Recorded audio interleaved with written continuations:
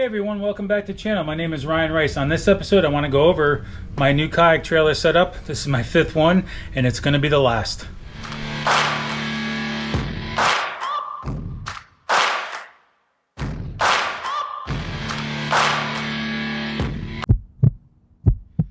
Alright, so we are back to an enclosed trailer. If you watched the previous little video I did about all the trailers I've had, this is my 5th kayak trailer. I started with enclosed and we're back to an enclosed, and the reason why is because we went through all the other trailers that you could possibly have for a kayak in different ways of transporting them in the bed of the truck, etc. And the enclosed trailer works best for us just for multiple reasons. For our HOW events, we can use it for camping if we need to, when we just go somewhere for a weekend. That's why we're back to an enclosed trailer. So let's go over it. So this is a 7x14 dual axle trailer. It's 7 feet wide, 14 feet long with a V-nose. It's about 1.5 feet. It's not a very long V-nose, about 1.5 feet. And it's also 7 foot interior height. I've had a normal height trailer before, and I can't tell you how many scars I've had on my head from hitting my head on these doors on the way out. So I was like, you know what? Even though the 7 foot interior height makes the trailer taller and makes your fuel economy go down, it is what it is. I'd rather pay a little bit more in gas than keep cutting my head. A lot of people say, oh, this is an overkill to transport kayaks. It is. Even my wife said it, like, this thing is huge. I wish she said that about other things, but that's a whole nother story. I like to do things the way I feel is the right setup for me. This is the reason why I went back to an enclosed. But let's just kind of do a brief walkthrough, some ideas, and hopefully this gives you guys some ideas as well. Obviously you need to have a spare tire. You know, having a spare tire is crucial because getting a flat tire can ruin your day, it can ruin your weekend, and end up costing you more money if you have to get towed or leave the trailer behind. You can see I built a platform to hold the Hobie up top and my new canoe at the bottom. And the one good thing about the platform, guys, is that if I go away on the weekend, this is actually a full 4x8 sheet of plywood. I can take this kayak off, leave it locked up outside, and throw like a blow-up mattress on top of this platform, and gives me an elevated platform. Like I said before, if I go away for the weekend and I just wanted to stay in a trailer, obviously on a cooler night, we can stay inside the trailer itself and have a place to sleep if we're just going to camp for the weekend and have some fun. That's one good reason why we did the platform. Plus it lets me stack the kayaks and still leaves me a walkway. I did throw some sticky carpet on the floor. It just gives a smooth transition for the kayaks to slide instead of just scratching along the plywood all the time. You know, I was going to actually paint the walls and do something with the flooring, but you know, to be honest with you, with time restraints and also the cost of everything right now, I saved $300 not doing the floor and probably about $200 not painting the walls. It doesn't bother me just being plywood. It just adds that little extra touch if you did that. If you guys have the time or the money to do that, you can do it. You can see underneath here is my new canoe. I can pretty much leave everything on it and just slide it in. And I got the bunkster, or whatever these things are called, from Yak Attack. And I just put these wheels underneath this, and then I can just pull this kayak out and set it up and get it to the water. I got some tie downs on either side of the kayak with some cam straps just to hold it in place. This way it doesn't, you know, fall off the platform and bounce around. We put some hooks up here just to throw our PFDs on some basically co-hangers with some hooks just to hang them, and they can, you know, drip dry if they get wet and just hang and get aired out. On this side we got some KASTKING fishing pole holders. Very inexpensive. They're like I think to hold these, to hold 12 poles, pack costs like $27 on Amazon. I thought about building it out of the wood, but to be honest with you, for $27 it was just a matter of screwing them on the wall and be done. I will leave a link in the video for this and another object or another item that I actually got to do this trailer. So you can see my poles are on the wall. I got my paddles here, just some standard hooks from Home Depot, and I got the night eyes just to tie them down so they don't bounce off, but it keeps them on the wall. Over here along this platform you can see I did the Milwaukee pack outs. If you guys know, this is how I organize all my tackle anyway. So I just mounted the plates to this platform and they just lock in place. Just excuse the noise, I got FedEx and everybody delivering around me right now. So if you hear any background noise, it's just the trucks running around. But you can see I got everything labeled here, what's in each box, and I can just keep stacking these as I add them.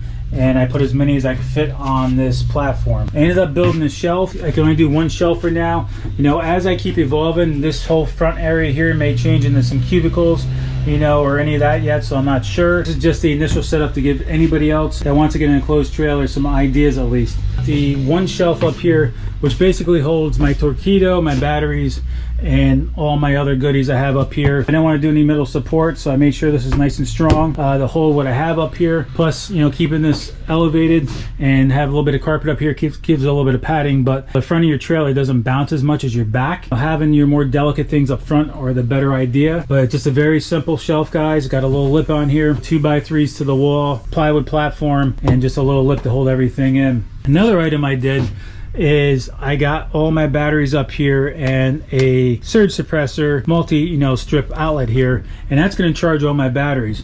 But you can see it runs down the wall. There's this little item by NOCO, I guess that's how you pronounce it. This is from Amazon. I'll leave the link for this, but you can see that it's just like a dual outlet rubber cord set up here. Hold on, we'll let FedEx go by. Dual cord outlet here that I have one spare outlet here that I could plug in. You know, if I'm camping, I could plug in like maybe a little mini fridge or some lights or a heater. But that runs through the actual trailer to right here. And you can see it's a nice rubber port. So you can just plug an extension cord in and be able to lock your trailer up and not have the trailer open while you're charging batteries or running power. Quick, easy thing that you can pull up to a campsite, to your buddy's house, plug it in, and you could have fan running in here. It'll be charging all my batteries for the night, so everything's gonna be put up here, put away, kept organized, and I could just plug it in and charge these batteries and lock this trailer up.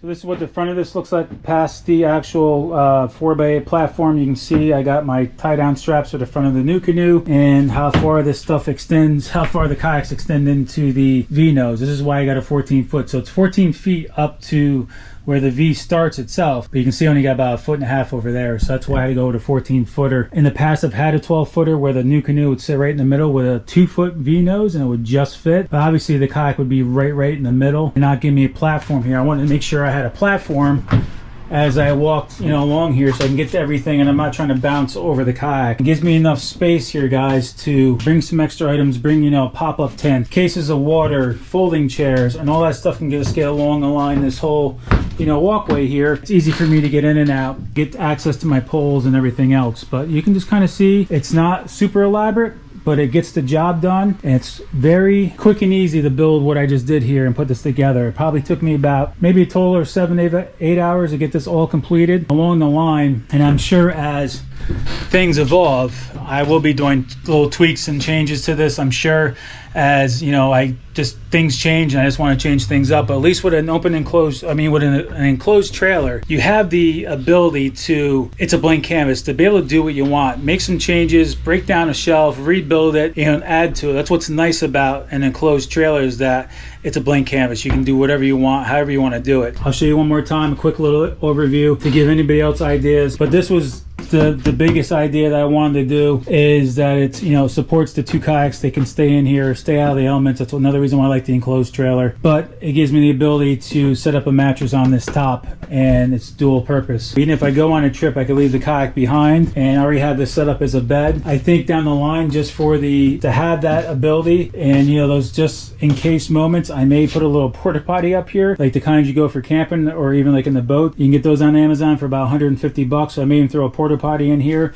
even if I'm out with my wife or whatever, and my son. At least it gives them the ability to, if they have to go to the bathroom, they can have shut the door, be in privacy. May add some lights to this down the line, but with all my cordless Milwaukee lights, I probably won't. I just want to kind of keep this simple and not really congested and cluttered. I just want to keep an open setup for this. I can take everything with me, can get to the ramp early if I want. If I don't want to set my poles at night, just kind of like camp out basically early in the morning, get my poles ready, and then go out. And if I have to use the bathroom, I'll have a porta potty in here probably eventually. It's pretty much it, guys. It's just cut and dry. It's straight to the point, gets the job done, and I hope it gives anybody else some ideas. You can have as much fun as you want with an enclosed trailer. If you guys have any questions, I will leave the link to that NOCO plug, and I'll leave the link for the KASTKING.